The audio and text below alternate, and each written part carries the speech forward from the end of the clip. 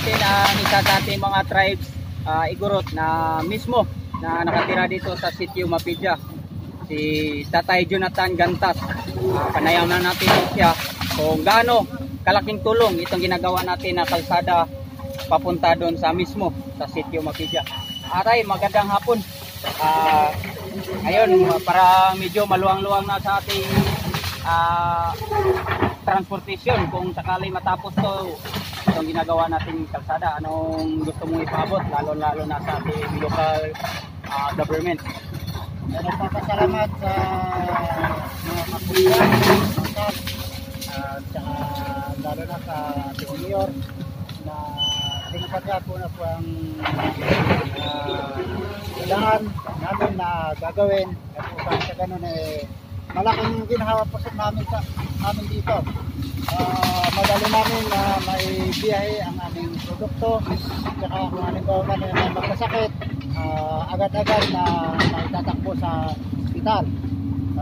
Nagpapasalamat po akong mabuti po sa mahalang na SAP at sa ating mayor na ang ating pamahalaan. Okay tayo, maraming salamat.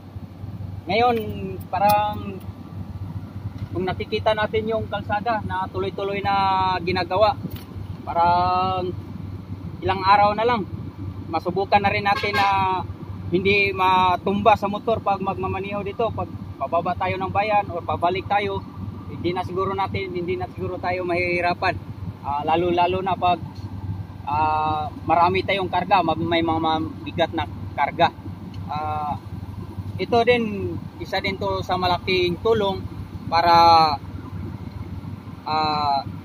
mas magaan, at ito na siguro ang isa sa pangunahing paraan para itong lugar ng Mapidya ay tuluyan na umaangat ang kanilang hanap buhay.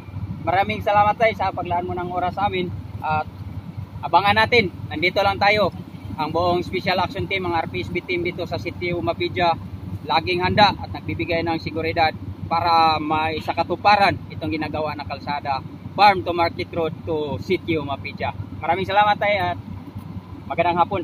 Maraming salamat po, sir. Magandang hapon.